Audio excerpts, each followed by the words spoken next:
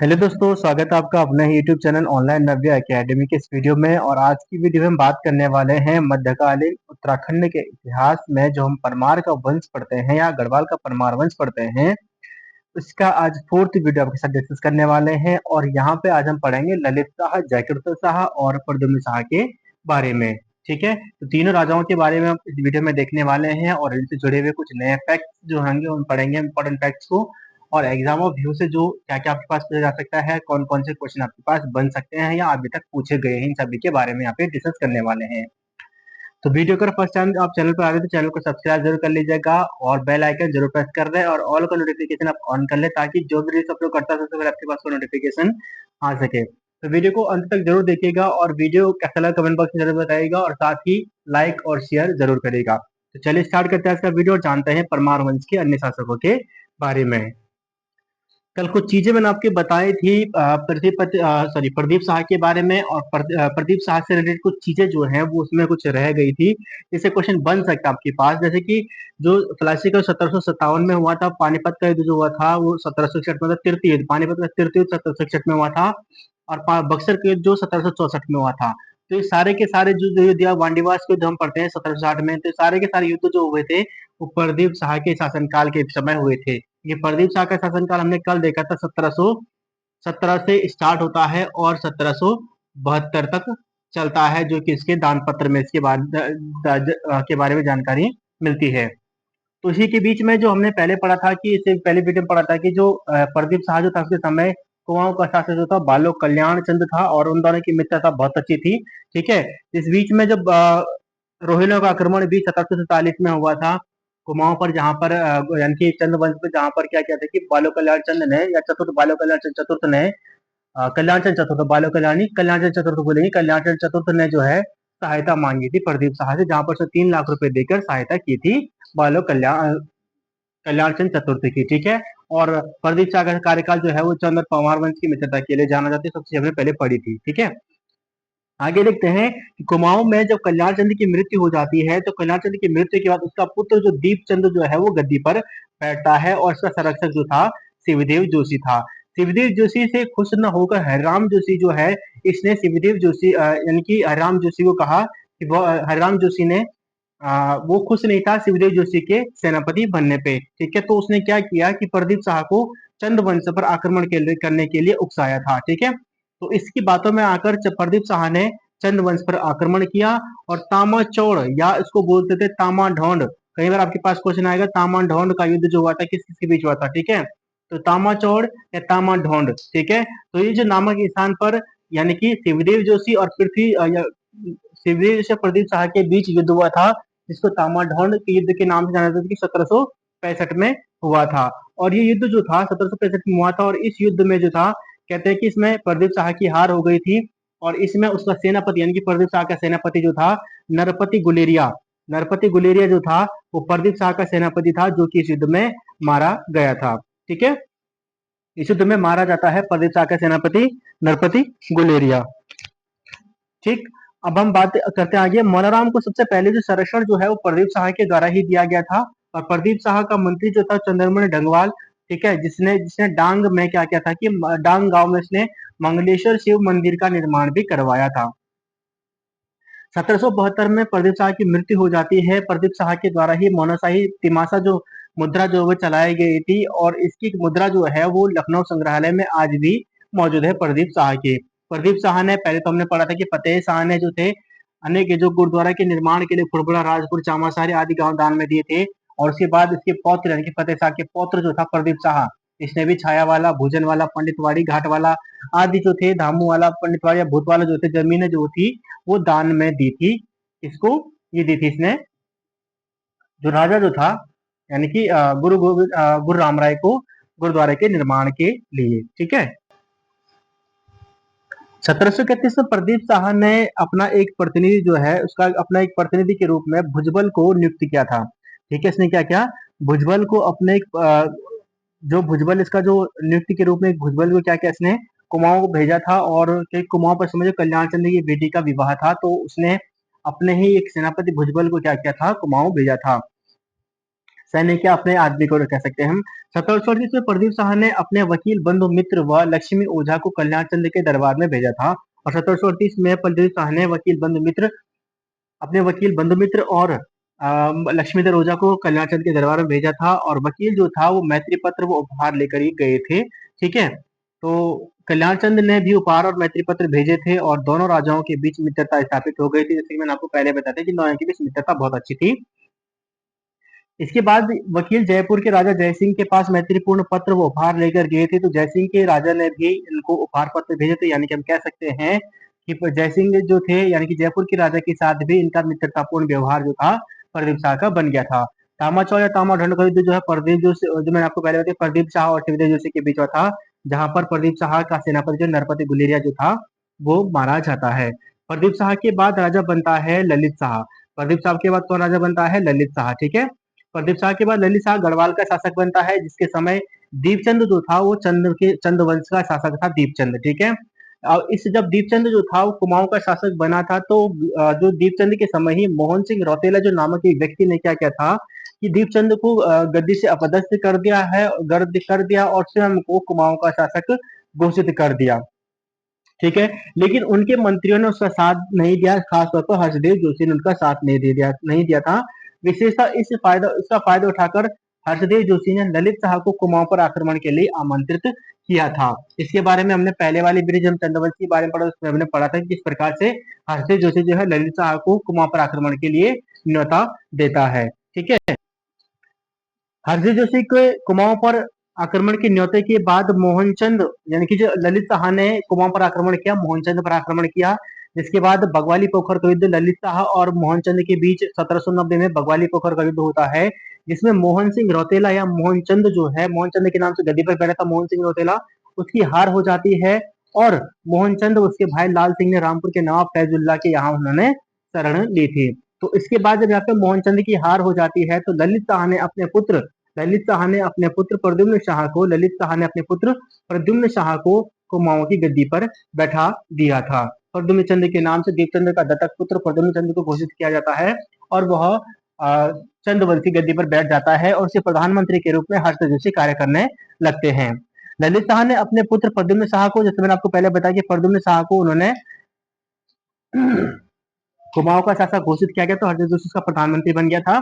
प्रद्युम्न चंद्र ने स्वयं को दीपचंद का दत्तक पुत्र घोषित कर दिया था। ललित शाह के 4 पुत्र थे, जयकृत शाह, प्रद्युम्न शाह, पराक्रम शाह और प्रीतम शाह। ठीक है, अपने पुत्र से विदाई लेकर जब ललित शाह गणराज्य को लौटे, तो मार्ग में उनको मलेरिया हो गया। जब वापस आ रहे थे तो उनको मलेरिया हो गया था, तो दुलड़ी नामक स्थान पर जो था 1780 में ललित शाह की मृत्यु हो जाती है। ठीक है, ललित शाह की मृत्यु कब हो जाती है? 1780 में ललित शाह की मृत्यु हो जाती है, जिसके बाद 1780 में जयकृत शाह राजा बनता है, जो 1785 तक राज्य करता है।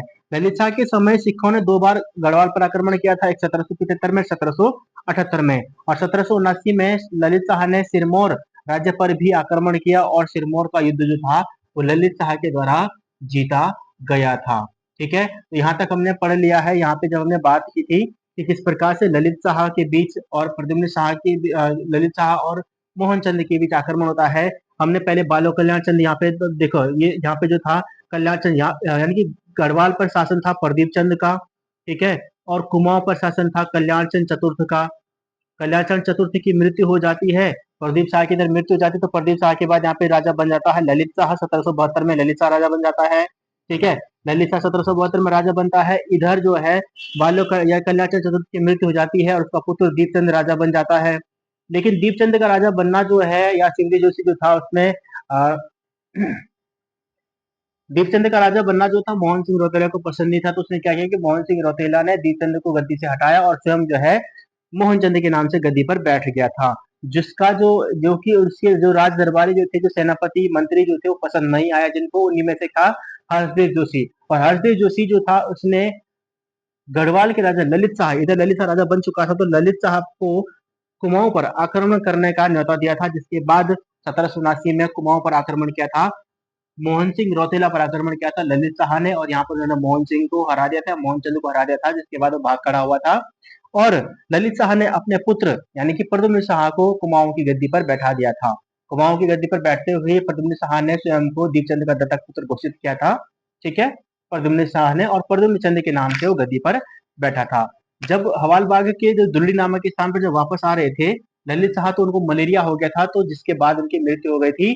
और ललित शाह के बाद यहाँ पर अब नया उत्तराधिकारी आ जाता है जयकृत शाह। ललित शाह के समय 2 बार सिखों का आक्रमण होता है। सिरमौर का युद्ध जो था वो ललित शाह के द्वारा जीता गया था 1779 में सिरमौर का युद्ध भी जीता था। और 1779 में ललित सिखों और ललित शाह के बीच होता, सिरमौर का युद्ध जो हुआ था सिखों और ललित शाह के बीच 1779 में। ठीक है, और बगवाली पोखर का युद्ध भी 1779 में हुआ था, जो कि ललित शाह और मोहनचंद के बीच हुआ था, जिसमें मोहनचंद हार कर भाग गया था। ठीक है, तो वो चीज हमने पढ़ ली थी। जिसके बाद प्रद्युम्न शाह पे राजा बन चुका था और मंत्री के रूप में हर्षदेव जोशी को नियुक्त किया गया था। अब आगे पढ़ते हैं जयकृत शाह के बारे में।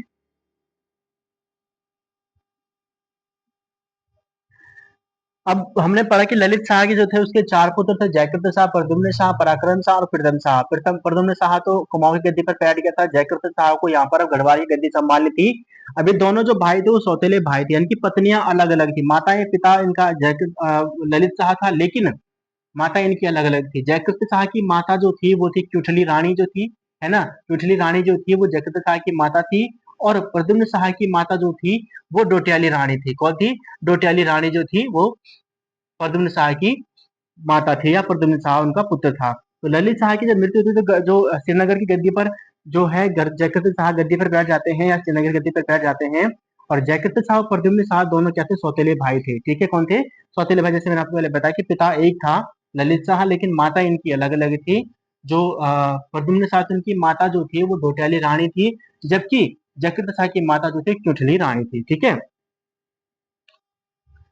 तो अब जब यहाँ पे बात आती है जयकृत शाह की, तो जयकृत शाह जब गद्दी पर बैठता है तो दोनों की माताएं अलग अलग थी, सौतेले भाई थे, इसलिए हमें थोड़ा सा इनमें शत्रुता का भी भाव देखने को मिलता है। क्योंकि हम आगे जब चलते हैं, जब जयकृत शाह जब गद्दी पर बैठता है तो जब मृत्यु होती है तो जब जयकृत शाह गद्दी पर बैठता है, प्रद्युम्न शाह जो है भी गद्दी भी हथिया लेता है। ठीक है, जयकृत शाह की, तो जयकृत शाह ने अपने भाई प्रद्युम्न शाह को गद्दी से हटाने के लिए मोहन सिंह की सहायता दी थी, को सहायता दी। ठीक है, तो जयकृत शाह ने क्या किया कि जब प्रद्युम्न शाह गद्दी पर बैठा था कुमाऊं की, तो मोहन सिंह ने फिर से कोशिश की थी, मोहनचंद ने फिर से कोशिश की थी गद्दी हथियाने की। इसमें सहायता जो की थी वो जयकृत शाह ने स्वयं उसके भाई ने की थी। जिससे क्रोधित होकर प्रद्युम्न शाह ने 1780 में हर्षदेव जोशी के नेतृत्व में देवलगढ़ को लूटा और फिर उसने श्रीनगर पर आक्रमण किया था। श्रीनगर में वह 3 वर्ष तक उसने अपना डेरा डाले रखा, जिसके बाद वह कुमाऊं वापस चला गया था। कौन? प्रद्युम्न शाह, या हम कह सकते हैं हर्षदेव जोशी, क्योंकि हरदेव जोशी के नेतृत्व में ही 1780 में उसने अपने ही राज्य यानी कि अपने ही पिता के राज्य, कह सकते कि भाई उसको राज्य कर रहा था जयकृत शाह। ठीक है, तो यहाँ पे जयकृत शाह की गलती मानी जाती है, क्योंकि जयकृत शाह जब प्रद्युम्न शाह कुमाऊं की गद्दी पर बैठ रहा था, गढ़वाल की गद्दी जयकृत शाह को मिल चुकी थी, तो उसने फिर से अपने भाई के दुश्मन यानी कि मोहनचंद का साथ दिया। कि मोहनचंद ने कोशिश की थी कुमाऊं की गद्दी हथियाने की, और सहायता की थी उसमें जयकृत शाह ने। इसे क्रुद्ध होकर प्रद्युम्न शाह ने गढ़वाल पर ही आक्रमण किया, जहां पर उसने देवरगढ़ को भी लूटा था और श्रीनगर पर भी आक्रमण किया था, और 3 वर्ष तक वो श्रीनगर में रहा था। 1783 में सिख प्रमुख जो थे बुघेल सिंह ने दून घाटी पर आक्रमण किया था, जिसमें जयकृत शाह ने सिखों के आक्रमण से बचने के लिए 4,000 रुपये वार्षिक राखी नामक कर जो है वो देना स्वीकार किया था। और जब जयकृत शाह ने सिखों पर आक्रमण यानी कि सिखों ने जब दून घाटी पर आक्रमण किया, तो उन्होंने जयकृत शाह पर भी आक्रमण किया, गढ़वाल पर भी आक्रमण किया। और उसमें जो था कहते हैं कि जयकृत शाह की हार हुई थी, और जयकृत शाह ने यहाँ पर सिखों को कर देने के लिए यहाँ पे मजबूर हो गया था जयकृत शाह, जहां पर उसने 4,000 रुपये प्रति वार्षिक यानी कि वार्षिक दर के रूप में, जो कि राखी नामक कर के रूप में देना उसने स्वीकार किया था। राखी नामक कर जो था रक्षा के लिए दिया जाता था। ठीक है, जो कि राखी यानी कि गढ़वाल पर आक्रमण न करने या रक्षा के लिए जो है सिखों को देने के लिए जयकृत शाह ने स्वीकार किया था। ठीक है, राखी कर लूटमार न करने के बदले दिया जाता था, यानी कि लड़ाई न करने या किसी प्रकार से आक्रमण न करने के लिए राखी नामक कर जो है वो देना जो है वो स्वीकार किया था जयकृत शाह ने। राखी पर उपज का 5वां भाग होता था। जो राखी जो कर होता था, वो जो उपज होती थी उसका 5वां भाग होता था। ठीक है, राखी जो कर होता था वो क्या होता था? जितनी उपज होती उसका 5वां भाग राखी कर के रूप में दिया जाता था। दून में रोहिलों ने गुलाम कादिर के नेतृत्व में 1786 पर आक्रमण किया था।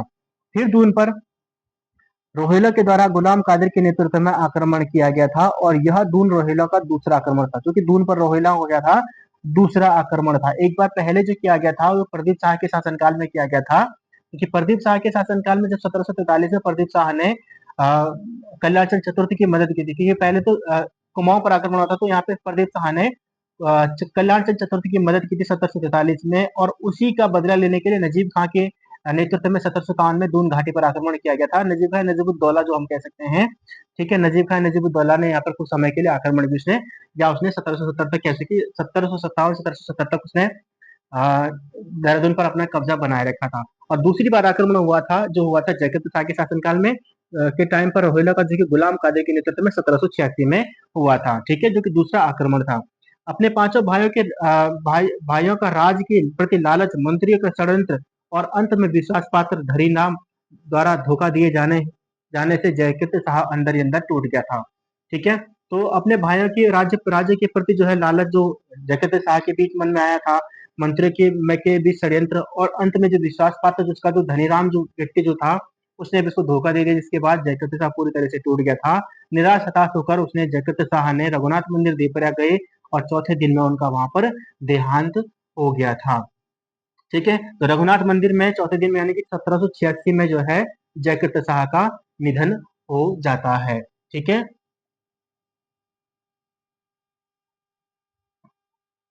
तो यहाँ पर जो ये मेन जो था, जो षड्यंत्र जो चला जाता है यहाँ पर, जो जयकृत शाह के शासनकाल में जो षड्यंत्र चला जाता था, तो हुआ ये था कि यहाँ पर जो इसके जो जयकृत शाह जो था, उसके जो दरबारी थे वो दो भागों में बट गए थे। अब जैसे मैंने आप बताया, मंत्रियों का षड्यंत्र इससे हो रही थी यहाँ पे, और अंधविश्वास, यानी कि जो उसके विश्वास पात्र जो लोग भी थे वो भी उसे टूट चुके थे, बिखर गए थे, ठीक है। उसका जो अपने भाइयों के प्रति जो राज्य हड़पने की लालच जो शाह जैसे प्रद्युम्न शाह पर किया था जयकृत शाह ने, ठीक है। तो इसका जो दरबार जो था वो दो भागों में बट गया था। एक तो था खंडूड़ी, ठीक है, तो खंडूड़ी लोग जो एक में हो गए थे, और दूसरे में आ गए थे डोभाल दल, ठीक है। दो दलों में जो था वो जयकृत शाह का दरबार बट गया था, खंडूड़ी और डोभाल में बट गया था। तो जयकृत शाह के समय जो था, यानी कि कृपाराम डोभाल, डोभाल में जो था कृपाराम डोभाल जो था, कृपाराम डोभाल जो था इसका मुख्तार था, जबकि नित्यानंद खंडूड़ी जो था इसका फौजदार था। नित्यानंद खंडूड़ी क्या था? फौजदार था। नित्यानंद नित्यानंद खंडूड़ी जो था वो क्या था? फौजदार था, ठीक है। और वजीर जो था वो जयदेव डंगवाल था। वजीर क्या था इसका? जयदेव डंगवाल इसका वजीर था। अब कृपाराम डोभाल जो था इसका मुख्तार था, जो कि तानाशाही प्रवृत्ति का था। क्या था? अपनी चलाने वाला कहते हैं कि तानाशाही प्रकृति का था। कौन? डोभाल, कृपाराम डोभाल, जो कि उसका मुख्तार था, ठीक है। जिसके कारण जो था गढ़वाल में तनावपूर्ण माहौल जो था वो बना रहता था। अब नेगी जाति के सदस्यों ने दून के फौजदार घमंड सिंह, तो इसी में जो थे नेगी जाति के लोग जो थे, ठीक है, जिन्होंने दून घाटी के फौजदार जो थे, या दून का फौजदार जो था घमंड सिंह, ठीक है, तो घमंड सिंह मियाँ या घमंड सिंह जो था, इनको उन्होंने श्रीनगर बुलाया और कृपाराम डोभाल को मरवा दिया, ठीक है। कृपाराम डोभाल को मरवा दिया, क्योंकि सत्तानापूर्ण शासन था, हर किसी को अपना राज चलाता था, है ना। तो कृपाराम डोभाल को मरवा दिया था। किसने मरवा दिया था? नेगी जाति के लोगों के द्वारा कृपाराम डोभाल को मरवा दिया गया था, ठीक है, घमंड सिंह के हाथों। अब कृपाराम की हत्या जो है घमंड सिंह ने की, और उसके बाद स्वयं कृपाराम डोभाल की जगह पर घमंड सिंह जो था वो मुख्तार बन गया। जिसके बाद घमंड सिंह जो था, घमंड सिंह यानी कि जो राजा जो था, वो घमंड सिंह के अनुसार चलने लगा, या घमंड सिंह के हाथों की कह सकते हैं कि पुतली बन गया था, ठीक है। इसी के बीच में जयकृत शाह ने, जब कृपाराम डोभाल का यहाँ पे घमंड सिंह का ज्यादा इंटरफेयर उसके राजकाज में हो रहा था, तो जयकृत शाह ने सिरमौर के राजा जगत प्रकाश के यहाँ एक राजदूत भिजवाया, और अपने राज्य पर आक्रमण करने के लिए कहा था, जिसमें जिसने कपरौली का युद्ध जो था भिजवाया था। तो इसके बाद कपरौली का युद्ध होता है। कपरौली के युद्ध में प्रद्युम्न शाह, पराक्रम शाह और विजयराम नेगी की संयुक्त सेना को हराया था, ठीक है, और श्रीनगर आकर घमंड सिंह का वध कर दिया, ठीक है। तो राजा जगत प्रकाश, सिरमौर के राजा जगत प्रकाश को कपरौली यानी कि अपने आप को छुड़वाने के लिए, अपने राज्य को आजाद कराने के लिए, घमंड सिंह की हत्या करने के लिए जयकृत शाह ने सिरमौर के राजा जगत प्रकाश को आपने राजदूत भिजवाया, और अपने राज्य पर ही और कुमाऊं पर क्या किया, गया कहते थे कि उत्तराखंड पर आक्रमण करने का उसको न्योता दिया था। जिसके बाद जो कपरौली का युद्ध जो होता है वो प्रद्युम्न शाह था, पराक्रम शाह था, क्योंकि दोनों भाई थे उसके, प्रद्युम्न शाह पराक्रम शाह किसके? जयकृत शाह के। प्रद्युम्न शाह, पराक्रम शाह दोनों भाई थे। और साथ ही विजयराम नेगी, जो विजयराम नेगी जो था, जिसने घमंड सिंह को श्रीनगर बुलाया था कृपाराम डोभाल को मरवाने के लिए, ठीक है। तो इन तीनों की सेना को उसने पराजित किया, और साथ ही उसने, यानी कि जगत प्रकाश ने घमंड सिंह की भी हत्या कर दी, ठीक है। उसने क्या किया उसके बाद? घमंड सिंह की भी हत्या कर दी थी, ठीक है। इस प्रकार से यहाँ पे जो षड्यंत्र रचा जाता है और इन सब चीजों से जयकृत बहुत टूट जाता है। निराश होकर वह रघुनाथ मंदिर में शरण लेता है, देवप्रयाग के रघुनाथ मंदिर से में शरण लेता है, जहां पर चौथे दिन में उसका देहांत 1786 में हो जाता है। तो ये सारी इसके पीछे की कहानी थी। ठीक है, तो ऐसे कहते हैं कि इसकी 4 पत्नियां थी जयकृत सहाय की, तो उसके साथ उसकी सारे चारों पत्नियां जो थी वो भी सती हो गई थी। तो ऐसा भी माना जाता है कि जब इसकी मृत्यु हुई थी जयकृत शाह की, तो उसने अपने भाई प्रद्युम्न शाह और पराक्रम शाह को उसने श्राप दिया था। ठीक है, जयकृत शाह को उसके उत्तराधिकारी धनीराम ने धोखा दिया था, तो मैं आपको पहले बार बता चुका हूँ। ठीक है, तो मोनाराम को जो 60 गांव की जागीर जो थी पंवार शासक जयकृत शाह ने दी थी। जयकृत शाह का शासनकाल जो है वो षड्यंत्र और विद्रोह का काल रहा है, जहाँ पे मैंने आपको बताया कि खंडूरी दल डोभाल दल दो में बट गया था। नित्यानंद खंडूरी जो था वहाँ पर प्रमुख था खंडूरी दल का, और डोभाल दल का कृपाराम डोभाल था। ठीक है, कृपाराम डोभाल जो था तानाशाही प्रकृति का था, जिसकी इतनी ज्यादा हो गई थी, इसका विरोध जो था सभी लोग वहाँ पे करने थे, जिसके बाद वो मौत की घाट उठा देते थे। जो भी उसका विरोध करता था उसको वो मार देता था। ठीक है, जिसको कृपाराम डोभाल ने हरदो जोशी के साथ मिलकर षड्यंत्र किया और नित्यानंद खंडूड़ी की आंखें निकलवा दी थी। ठीक है, नित्यानंद खंडूड़ी जो थी कौन था, वो था आपका फौजदार था। ठीक है, खंडूड़ी दल का फौजदार था, तो हरदेव जोशी के साथ मिलकर इसने इसको भी मरवा दिया था। इसके बाद नित्यानंद खंडूड़ी के रिश्तेदार जो थे सामा खंडूड़ी व नेगी जाति के सदस्य ने दून के श्रीनगर तक गवर्नर घमंड सिंह जो था, वो जो दून का जो गवर्नर फौजदार जो था घमंड सिंह को डोभाल पर आक्रमण करने के लिए कहा था, और जिसने डोभाल के अत्याचारों का फैसला कहा था। और फिर घमंड सिंह की हत्या जो है, घमंड सिंह ने जो खेतराम डोभाल की गर्दन काट दी थी, इसकी हत्या कर दी थी। और जगत शाह के शासनकाल में सिरमौर के राजा जगत प्रकाश ने फिर हाजिर जोशी के कपरौली के सब चीजें मैंने आपको सब कपरौली का 1785 में ध्यान रखिएगा आप इस चीज को। ठीक है, युद्ध हुआ था कपरौली का, और जिसमें मारा जाता है सभी की सेना को उन्होंने यहाँ पे पराजित किया था जगत प्रकाश ने। प्रद्युम्न शाह, पराक्रम शाह और विजयराम नेगी की सेना को पराजित किया था और घमंड सिंह का वध कर दिया था। ठीक है, और जिसके बाद युद्ध के बाद क्या हो गया था कि जगत प्रकाश जब युद्ध हुआ था उसके बाद हर्ष जैसे भागकर कुमाऊं चला गया था। और जोशियाड़ा कांड जो भी था वो जोशियाड़ा कांड जो था 1785 में जगत शाह के समय ही हुआ था, जिसमें हर्षदीप जोशी के नेतृत्व में कुमाऊनी सेना ने गढ़वाल पर आक्रमण किया था, और इस घटना को भी जोशियाड़ा कांड कहा जाता है। तो हर्षदोष जोशी के नेतृत्व में जब कुमाऊनी सेना ने गढ़वाल पर आक्रमण किया था, जोशियाड़ा कांड जिसको कहा जाता है 1785 में हुआ था। हर्षदीप जोशी को उत्तराखंड का मैकियावेली या शासक निर्माता, कुमाऊं का चाणक्य, ठीक है, कुमाऊं का विभीषण आदि कहा जाता है, जो कि राव संकट ने कहा है। कुमाऊं का अर्लवारिक हर्षदेव जोशी ने कहा, हर्षदेव जोशी को कैप्टन हेयरसी ने कहा है। ठीक है, तो एटकिंसन ने हर्षदेव जोशी को स्वार्थपूर्ण और देशद्रोही भी कहा है। हर्षदेव जोशी शिवदेव जोशी का पुत्र था, जो कि शिवदेव जोशी हमने पहले पढ़ा था बड़देव शाह के शासनकाल में। ठीक है, अब यहाँ पे जयकृत शाह तो मर गया था। जयकृत शाह की जैसे मृत्यु हो जाती है 1786 में, तो 1786 में जब जयकृत शाह की मृत्यु हो जाती है तो प्रद्युम्न शाह वापस आ जाता है गढ़वाल में। तो गढ़वाल में की भी गद्दी वो हत्या लेता है। कुमाऊं में तो था, बैठा ही था, कुमाऊं का तो चंद्रवंश तो राजा प्रद्युम्न चंद्र के नाम पे कर रहा था। तो जब उसे गढ़वाल की जब पता चलता कि जयकृत शाह की मृत्यु हो गई, तो जयकृत शाह की मृत्यु के बाद प्रद्युम्न शाह ने फिर से गढ़वाल पर भी अपना अधिकार कर लिया था। ठीक है, तो दोनों भाई थे, प्रद्युम्न शाह पराक्रम शाह दोनों गढ़वाल आए। साथ ही में उनका जो था हरतेज जोशी भी था, जिसके बाद प्रद्युम्न शाह ने गढ़वाल और कुमाऊं का दोनों जगह का शासक जो है वो अभी समय 1786 में बन गया था प्रद्युम्न शाह। ठीक है, प्रद्युम्न शाह कब का दोनों की जगह का नहीं, कुमाऊं का भी, कुमाऊं के चंद्रवंश का भी और गढ़वाल के परमार वंश का भी शासक बन गया था। तो संयुक्त रूप से दोनों जगह का शासन ये संभालने लगा था। प्रद्युम्न शाह को कुमाऊं का, गढ़वाल दोनों का नरेश यहाँ पर घोषित किया गया था, जिसका स्वागत दोनों राज्य की प्रजा ने किया था। किंतु पराक्रम शाह इस घोषणा से वो दुखी था, क्योंकि वो यही चाहता था कि मुझे भी एक जगह का तो काम मुझे भी मिल जाए। एक जगह का राजा तो मैं ही बन जाए, चाहे कुमाऊं का ही बना दो, चाहे राजा का गढ़वाल का ही बना दो, कहीं का तो बना दो। ठीक है, किंतु पराक्रम शाह इस घोषणा से परिणत था, जिस से सिंहासन पर आसीन होना चाहते थे, क्योंकि वो गढ़वाल के सिंहासन पर क्या था, बैठना चाहता था। वो पता था कि भाई प्रद्युम्न शाह तो गढ़वाल कुमाऊं में है, चंद्रवंश का शासन संभाला है, तो गढ़वाल का मुझे मिलना चाहिए था, है ना, लेकिन ऐसा हुआ नहीं। जिसके बाद 1785 में हरदेव जोशी ने प्रद्युम्न शाह के प्रतिनिधि के रूप में कुमाऊं पर शासन करना शुरू किया था। 1786 पचासी 86 के आसपास की बात है। ठीक है, तो प्रद्युम्न शाह जो था वो आ गया था गढ़वाल, और अपने प्रतिनिधि के रूप में उसने हरदेव जोशी को वहां पर राज्य संभालने के लिए कह दिया था। अब इस बात का फायदा फिर से मोहन सिंह या मोहनचंद उठाता है, और उसने फिर से इसका विरोध किया और उसने कुमाऊं पर आक्रमण किया।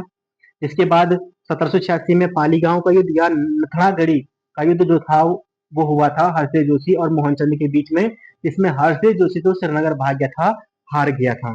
ठीक है। बाद में उसने एक बार फिर से उसने हराया था, मोहनचंद को भी हराया था उसने, लेकिन फिर बाद में मोहनचंद जो पुत्र जो आता है, ठीक है, बाद में फिर से जब राजा बनाया जाता है देवीचंद को, तो फिर कुमाऊं पर आक्रमण करने के लिए हर्षिल जोशी गोरखाओं को नियुक्त करता है या आमंत्रित करता है, ठीक है। तो 1788 तक उसने मोहनचंद ने 1788 तक शासन किया था, क्योंकि 1788 में हर्षदेव जोशी ने मोहनचंद की, मैंने आपको बताने के बाद उसने हरा दिया था मोहनचंद को, हरा दिया, उसकी हत्या कर दी थी। जिसके बाद हर्षदेव जोशी ने प्रद्युम्न शाह को अल्मोड़ा आमंत्रित किया था, लेकिन प्रद्युम्न शाह ने से अस्वीकृति के रूप में भेज दिया, उसे मना कर दिया आने से। 1788 में प्रद्युम्न शाह अल्मोड़ा को ठुकरा कर गणराज्य की गद्दी पर सुशोभित हुए। 1788 में पूर्ण रूप से उन्होंने कुमाऊं की गद्दी को ठुकरा दिया और पूर्ण रूप से उन्होंने गढ़वाल की गद्दी को सौंप लिया। उस दिन से उनका भाग्य चक्र ऐसा उल्टा होता है कि उनके एक पल के लिए भी शांति न हुई, जिसका कारण उनका भाई पराक्रम शाह था, जो उनके खिलाफ षड्यंत्र रचता रहा, ठीक है। तो जैसे उसने गढ़वाल की गद्दी चाहता था पराक्रम शाह, उनका भाई जो था पराक्रम शाह चाहता था कि गढ़वाल की गद्दी उसे मिल जाए और प्रद्युम्न शाह कुमाऊं की गद्दी संभाले, लेकिन ऐसा नहीं हुआ। प्रद्युम्न शाह ने कुमाऊं की गद्दी छोड़ो को ठुकरा दिया और गढ़वाल की गद्दी पर बैठ गया, और जिसके बाद उसका भाई जो था पराक्रम शाह लगातार उसके पीठ पीछे उसके खिलाफ षड्यंत्र रचता रहा। मौलाराम ने अपने ग्रंथ गणगीता संग्रह में गणिका नाटक में पराक्रम शाह की काली करुणा का पर्दाफाश किया है। तो मौलाराम की पुस्तकें हैं गणगीता संग्राम, गणिका नाटक जो है मौलाराम की पुस्तकें हैं, जहां पर उसने पराक्रम शाह के द्वारा प्रद्युम्न शाह के खिलाफ रची जाने वाली साजिशों और काली करतूतों के बारे में भी बताया हुआ है, ठीक है। तो इससे आगे बढ़ते हैं, जिनमें मौलाराम ने पराक्रम शाह को बिलासी राजा कहा है, दुराचारी और चरित्रहीन कहा है। मौलाराम ने पराक्रम शाह ने मौलाराम की गणिका छीन ली और उसे जागीर भी ले ली, क्योंकि मौलाराम को जगत शाह ने 60 गांव जागीर में दिए थे, तो इसने सारे के सारे उसे छीन लिए, ठीक है, क्योंकि उसके बारे में उसने गलत लिख दिया था। सच्चाई थी, वो तो गलत लिखा सच्चाई थी, लेकिन उसने उसको उससे सारी चीजें छीन ली थी, ठीक है। पराक्रम शाह ने प्रद्युम्न शाह के वफादार पराक्रम शाह ने जो प्रद्युम्न शाह के जो वफादार मंत्री जो थे, खंडोड़ी भाई जो थे, और रामा और धरणी की भी क्या उन्होंने क्या कर दी थी, हत्या करवा दी थी। खंडोड़ी भाई जो जितने भी इसके विश्वास पात्र मंत्री जो थे उन सबकी उन्होंने हत्या करवा दी थी पराक्रम शाह ने, क्योंकि उनके खिलाफ वो षड्यंत्र रचा जा रहा था। पराक्रम शाह ने प्रद्युम्न शाह को बंदी बना लिया, जिसके बाद प्रद्युम्न शाह को उन्होंने बंदी बना लिया, लेकिन प्रद्युम्न शाह के उत्तराधिकारी सुदर्शन शाह ने उसके साथ युद्ध हुआ। सेना दो भागों में बट गई, जिसमें कि गृह युद्ध जो कहते हैं कि घटोरा जो थी, पूरा जो गणराज्य के साथ में झुलस गया। 1801 में गोरखों ने गणराज्य की आंतरिक परिस्थितियों को अवसर जान अपना एक प्रतिनिधि गढ़वाल भेजा। 1801 में गोरखाओं ने देखा कि यहाँ पे सही सही अवसर है कि गढ़वाल की राज्य गद्दी को भी लिया जाए, तो उन्होंने क्या किया कि राज्य के आंतरिक क्षेत्र में गोरखों के हस्तक्षेप करने को उसमें अधिकार मिल गया था, क्योंकि उन्होंने एक राजा आदमी को वहां पे भेज दिया था, जिसने गढ़वाल की जो खुफिया जानकारियां जो थी वो गोरखाओं को देनी शुरू की थी। क्योंकि 1790 में जब आक्रमण करता है 1790 में जब आक्रमण करता है गढ़वाल पर, कुमाऊं पर, तो गोरखाओं के अंदर चला गया था। 1791 में गोरखाओं का गढ़वाल पर भी आक्रमण होता है, लेकिन उसमें असफल हो जाते हैं, ठीक है। लेकिन उसके बाद ये चीज ध्यान रखी जाती है कि गोरखा जो जाते हैं कि उनकी परिस्थितियों को नजर में रखकर क्या उनकी कमजोरियां हैं, क्या क्या उसके बाद आक्रमण किया जाए, ठीक है। तो जो इसलिए उन्होंने गोरखाओं ने गणराज्य की आंतरिक परिस्थितियों की उसको अवसर देखते हुए, या जो स्थिति उस समय उत्पन्न हुई थी उसको ध्यान में रखते हुए, उन्होंने सही कहा कि ये अवसर सही है कि अपने प्रतिनिधि को उन्होंने गढ़वाल भेज दिया, जिससे राज्य के आंतरिक क्षेत्र गोरखाओं के हस्तक्षेप आंतरिक क्षेत्र में गोरखाओं के हस्तक्षेप का अधिकार उनको मिल गया था। जिससे पहले भी हमने पहले पढ़ा था कि 1791 में इन्होंने पहले आक्रमण किया था, लेकिन असफल हुए थे गोरखा, ठीक है। हरदेव जोशी के आक्रमण पर 1790 में नरेश रण बहादुर शाह के नेतृत्व में अल्मोड़ा विजित किया था, जिसके बाद उन्होंने गढ़वाल पर भी आक्रमण किया था। लंगूरगढ़ जो कि पौड़ी में स्थित नामक स्थान पर जो था 1791 में प्रद्युम्न शाह और लंगूरगढ़ की संधि होती है गोरखाओं के बीच, जहां पर सूचना मिलती है कि चीन के नेपाल पर चढ़ाई लंगूरगढ़ के नामक लंगूरगढ़ की संधि होती है प्रद्युम्न शाह और गोरखाओं के बीच में, जिसके बाद उनको ये सूचना मिलती है कि चीन ने नेपाल पर चढ़ाई कर दी है, अतः वह नेपाल लौट गए। कौन? नेपाल जो थे रण बहादुर शाह, ठीक है। तो चीन ने नेपाल पर आक्रमण किया तो वहां पर वो भी वापस चला जाता है, और यहाँ पर 1791 का भी हार गया था।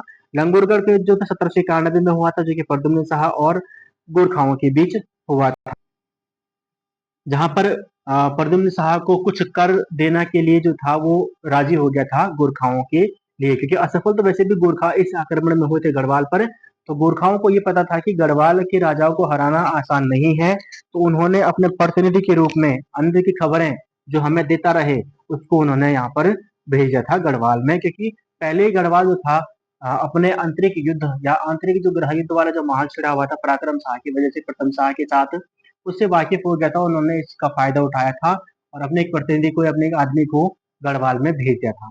ठीक है। अब जब यहाँ पे आदमी को भेजा था तो आंतरिक समस्याओं को देखते हुए और आगामी आक्रमणों से बचने के लिए, आगामी कोई आक्रमण ना करे, तो प्रथम शाह ने गोरखाओं को 25,000 रुपए की धनराशि देना स्वीकार किया था। ठीक है। जिसका फायदा, जिसमें ये चीज थी कि जो संधि जो बनाई गई थी, जो संधि हुई थी, गोरखा कभी भी गढ़वाल पर आक्रमण नहीं करेंगे। ठीक है। लेकिन इस संधि का जो था, गोलंगुरवर की संधि जो होती है, इसका का उल्लंघन करते हुए जब गढ़वाल भयंकर भूकंप से पीड़ित था 1803 में, उस समय गोरखाओं ने गढ़वाल पर आक्रमण किया था। यानी कि 80% जनता जो थी वो समाप्त हो गई थी इस भूकंप में। इस स्थिति का अवसर का फायदा उठाया था गोरखाओं ने और उन्होंने गढ़वाल पर आक्रमण किया, गोरखाओं ने 1803 में। गोरखों का ये प्रसिद्ध जो था, जो सेनापति जो समय था, वो था हर्षदल चौतरिया और अमर सिंह। अमर सिंह थापा और हर्षदल चौतरिया के नेतृत्व में यहाँ पर गोरखाओं के द्वारा आक्रमण किया गया गढ़वाल पर। एक तरफ से गढ़वाल भूकंप से पीड़ित था और दूसरी तरफ से गोरखाओं का आक्रमण हो गया था, जिसमें भयंकर मारकाट, भयंकर नरसंहार जो है वो गोरखाओं के द्वारा पे मचाया गया, जिसमें प्रद्युम्न शाह ने गोरखों ने युद्ध के लिए अपना बहुमूल्य सिंहासन जो था सहारनपुर में 1803 में बेच दिया था।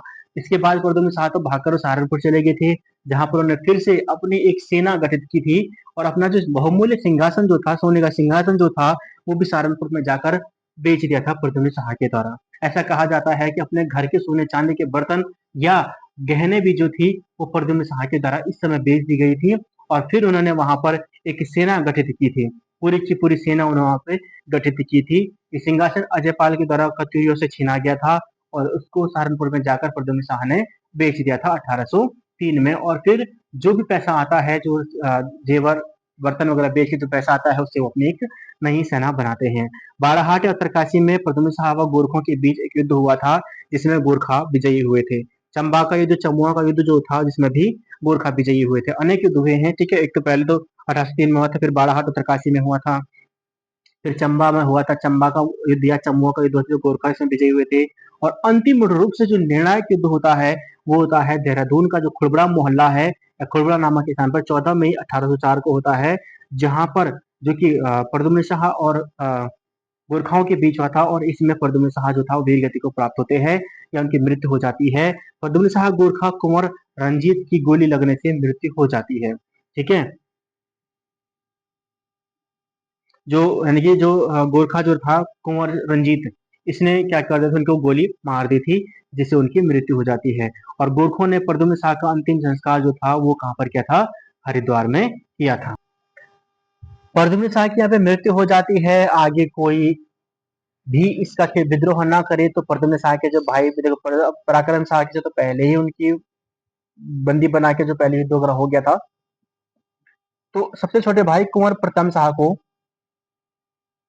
गोरखा जो है अपने साथ जो है वो काठमांडू लेके चले गए, या उनको काठमांडू भेज दिया, जबकि उनके पुत्र जो थे उनको हरिद्वार में रहकर स्वतंत्र होने का प्रयास करते रहे। यानी कि प्रद्युम्न शाह के भाई प्रताप शाह को तो गढ़वाल के यानी कि लेके चले गए थे कुमाऊं, नेपाल, गोरखा लोग नेपाल लेके चले गए थे, लेकिन उनके भाई, उनका पुत्र सुदर्शन शाह वहां से भाग गया और हरिद्वार आ गया और यहाँ पर उसने स्वयं को स्वतंत्र करने के लिए, स्वतंत्र होने के प्रयास में वो लगा रहा, सुदर्शन शाह। इसी बीच में उनकी मुलाकात जो होती है वो लॉर्ड हेस्टिंग्स से होती है। ठीक है। किससे होती है, लॉर्ड हेस्टिंग्स से होती है 1814 में। ठीक है। लॉर्ड हेस्टिंग्स से मुलाकात किसकी होती है, ये होती है प्रद्युम्न सॉरी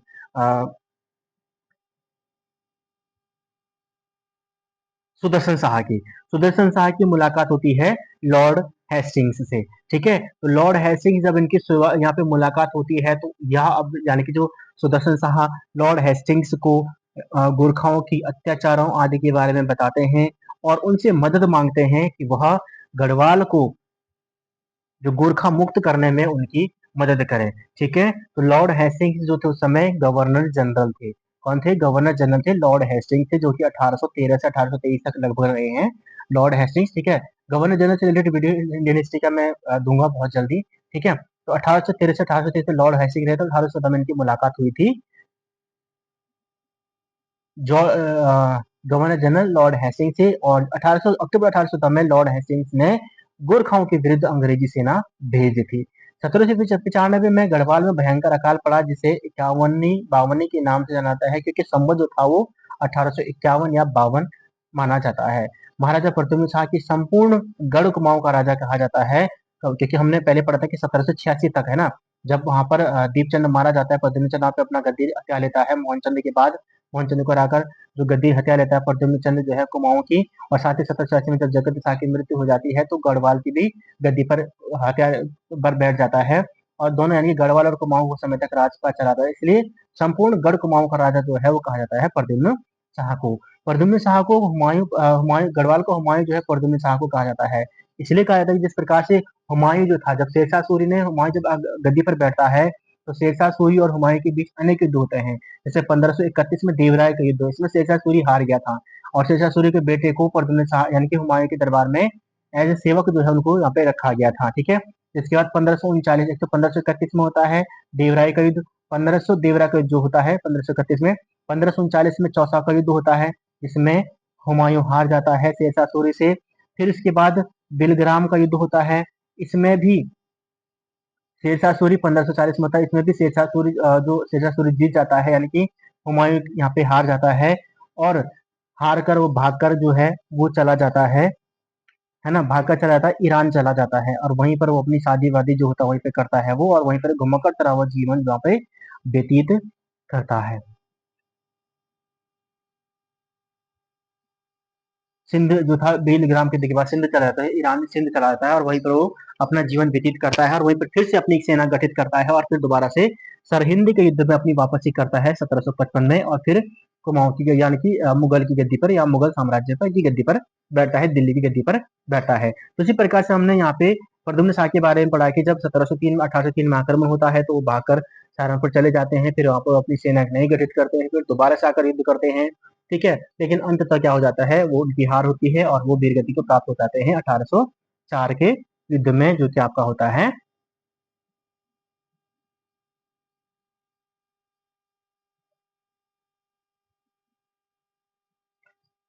खुरबुड़ा का युद्ध जो था। प्रद्युम्न शाह अंतिम स्वतंत्र पंवार वंशीय राजा माने जाते हैं, क्योंकि इसके बाद जो था सुदर्शन शाह जब आते हैं तो वो राज्य कहाँ पे स्टार्ट करते हैं, वो स्टार्ट करते हैं टिहरी रियासत में। तो टिहरी रियासत पढ़ेंगे हम बाद में भी, ठीक है। प्रद्युम्न शाह के राजा बनते ही दून पर रोहिलों ने आक्रमण किया था 1785 में। रोहिलों के नेता गुलाम कादिर हमने पहले पढ़ा था, गुलाम कादिर जो दूसरा आक्रमण था, ठीक है। पहला आक्रमण जो था नजीब खां के नेतृत्व में हुआ था, 1757 में हुआ था रोहिलों का गढ़वाल पर।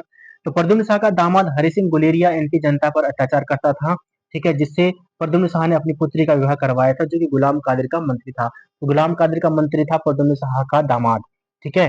तो जो कि इनकी सेना पर क्या करता था, हरि सिंह जो था, उसका दामाद का नाम था हरि सिंह गुलेरिया जो था, उनकी सेना पर क्या करता था, अत्याचार करता था। इसी से क्या क्या था, प्रद्युम्न शाह ने अपनी पुत्री का विवाह करवाया था, ठीक है। दामाद है तो पुत्री का विवाह हुआ होगा, है ना। प्रदीप शाह व उमेद सिंह के बीच 1796 में एक संधि हुई थी। सिरमौर के राजा धर्म प्रकाश ने भी लगभग 1792 में दून पर आक्रमण किया, लेकिन पराक्रम शाह ने उसे उसे खदेड़ दिया था, ठीक है। तो 1795 में भी इसने आक्रमण किया था, जो धर्म प्रकाश इसने भी गढ़वाल पर आक्रमण किया था, लेकिन पराक्रम शाह ने उसको हरा दिया था, और धर्म प्रकाश ने पुनः एक सेना जो है ईश्वरी सिंह के नेतृत्व में दून पर आक्रमण के लिए भेजी थी, और दोनों सेनाओं के बीच खुशहालपुर नामक स्थान पर 1793 में एक युद्ध होता है, जिसमें सिरमौर की सेना यानी कि हम कह सकते हैं कि धर्म प्रकाश जो था वो विजयी होता है, ठीक है। क्लियर है, यहाँ पे हमने बहुत सारी चीजें यहाँ पे देखी हैं।